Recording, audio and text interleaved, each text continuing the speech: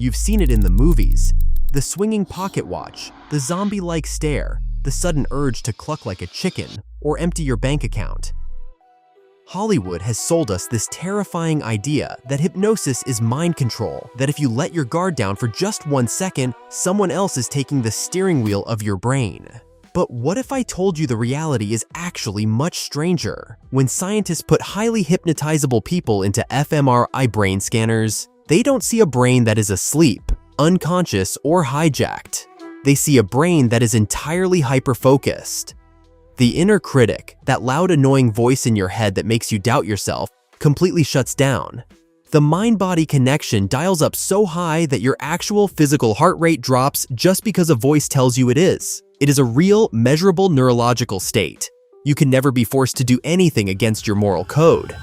But make no mistake, if you sit down in a hypnotherapist's chair, you are submitting your brain to a strict 5-step hacking process. And if the person guiding you doesn't know exactly what they're doing, every single step carries a terrifying, hidden risk. Teach me.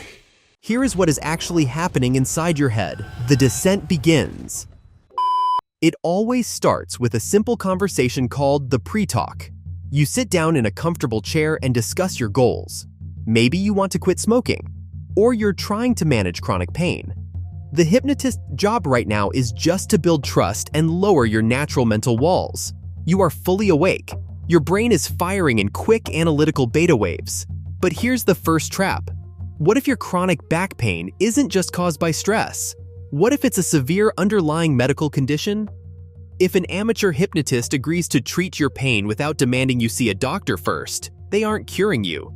They're just turning off the fire alarm while your house burns down. If you pass the pre-talk, the real descent begins with the induction. The hypnotist uses a rhythmic, soothing voice. They guide your breathing. They might have you stare at a fixed point on the wall. You start to feel incredibly heavy. You're drifting.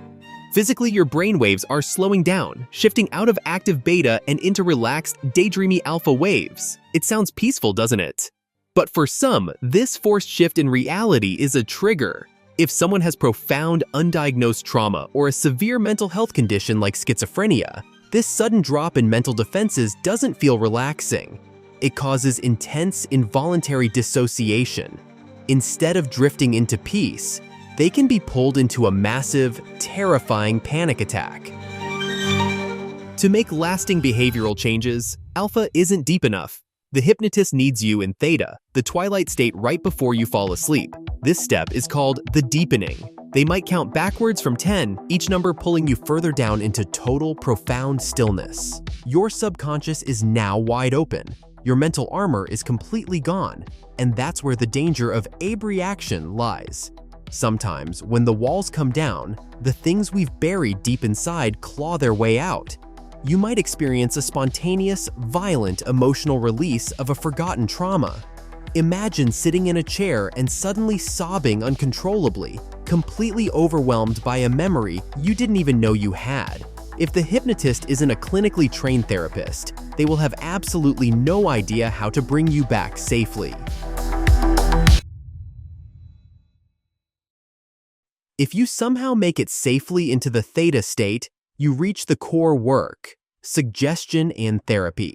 This is where the magic happens. The hypnotist delivers tailored statements to rewrite your bad habits right at the source code of your mind. Now, a lot of people wonder, is this where they use hypnosis as a truth serum? Can they uncover all my deepest secrets? Actually, no. In the deep theta state, your brain is incredibly eager to please and wildly imaginative. If the hypnotist asks a leading question, like, "Did someone hurt you when you were young?" your brain might literally invent a vivid, entirely fake memory just to give them an answer. It feels completely, terrifyingly real to you. This is exactly why hypnosis is almost entirely banned in modern criminal investigations. It doesn't uncover the truth, it fabricates it. The return, finally, the work is done. It's time to come back to reality. During the emergence, the hypnotist counts up from 1 to 5, slowly pulling your brainwaves out of theta, back through alpha, and into waking beta consciousness. Wake up, feeling refreshed.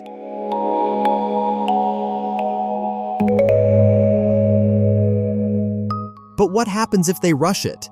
What if a siren blares outside and snaps you awake before the count is finished? You get hit with the hypnotic hangover. Because your brain didn't transition states properly, you can be left suffering from hours of intense grogginess, dizzying disorientation, and a lingering headache that just won't quit. The takeaway: hypnosis isn't black magic, and it isn't a parlor trick. It is a powerful, scientifically proven physiological tool. It can help people overcome debilitating fears, manage severe gut conditions like IBS, and rewrite destructive, lifelong habits. But your brain is the most complex machine in the known universe. Letting someone else tinker with its operating system is a profoundly vulnerable act. So, if you ever decide to take that journey inward, just make sure the person in the driver's seat knows the way back.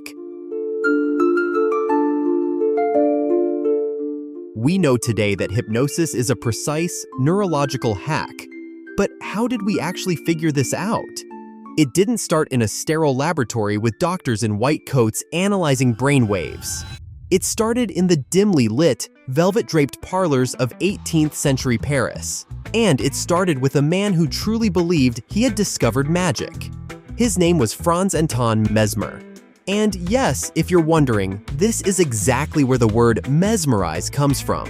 In the 1770s, Mesmer took European high society by storm. He claimed he had discovered an invisible, magical fluid that flowed through the universe and connected all living things, which he called animal magnetism. When someone was sick, paralyzed, or suffering from mental anguish, Mesmer claimed it was because their magnetic fluid was blocked. And only he could unblock it. How did people take it?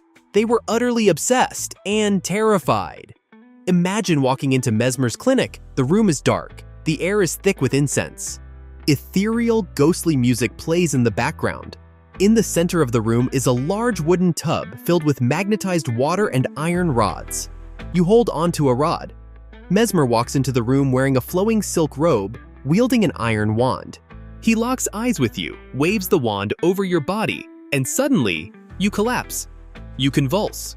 And when you wake up, your chronic pain is gone. Your unexplained paralysis is cured. The public thought he was a wizard.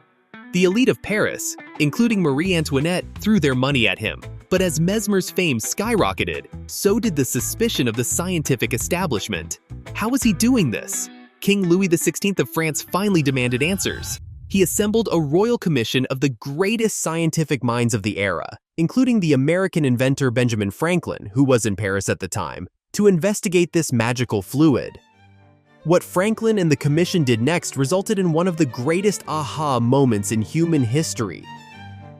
They set up a brilliant, secret test. They took one of Mesmer's most loyal, highly responsive patients out to an orchard. They pointed to an apricot tree and told her, "Mesmer has magnetized this tree." The woman walked up to the tree, touched the bark, and immediately collapsed into a violent, healing convulsion. But there was a catch. Mesmer hadn't touched that tree. It was just a normal, everyday tree. In that exact moment, Franklin and the scientists realized something that would change psychology forever. The woman wasn't swooning because of an invisible magnetic fluid. She wasn't being controlled by an iron wand. She was reacting because she expected to react. They had just accidentally discovered the placebo effect and the terrifying godlike power of human suggestion. Mesmer was labeled a fraud and eventually run out of town. The silk robes, the wands, the magical fluids, it was all fake. But here is the goosebump-inducing twist. The results were real. People were actually healing. If it wasn't magic, what the hell was it?